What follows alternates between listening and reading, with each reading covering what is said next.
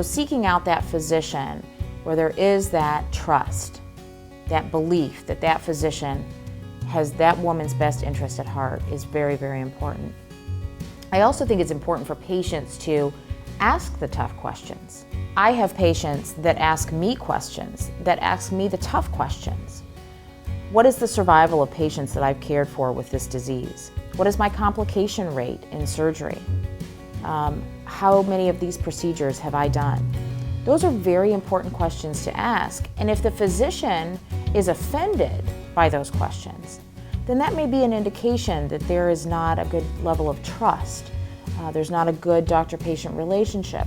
It may also indicate that that physician is intimidated, doesn't feel comfortable in their job and in their skill and in their knowledge. I also think second opinions should be allowed and should be encouraged.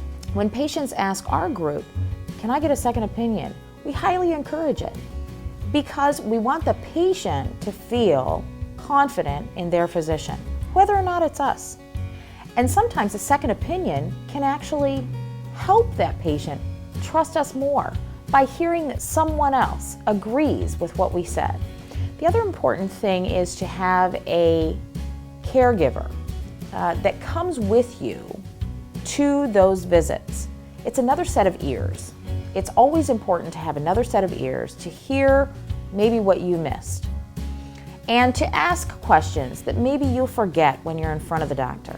It's also important to write that list of questions down before you ever get to the doctor's office, because as soon as the doctor walks in, most patients forget everything they wanted to ask. How do you come up with a list of questions to ask the doctor? I think probably the most important thing is looking for sources of knowledge that are reputable and reliable. We can get a lot of scary things off of the internet. We all know that. But there are websites that are filled with good, true knowledge about GYN cancers. Some of those websites would include wordoncancer.org. Another important website is Women's Cancer Network, WCN.org. Those are very, very good websites that can give you information from which you can come up with a list of questions to ask your doctor. Another thing that's very important is to get involved in support groups.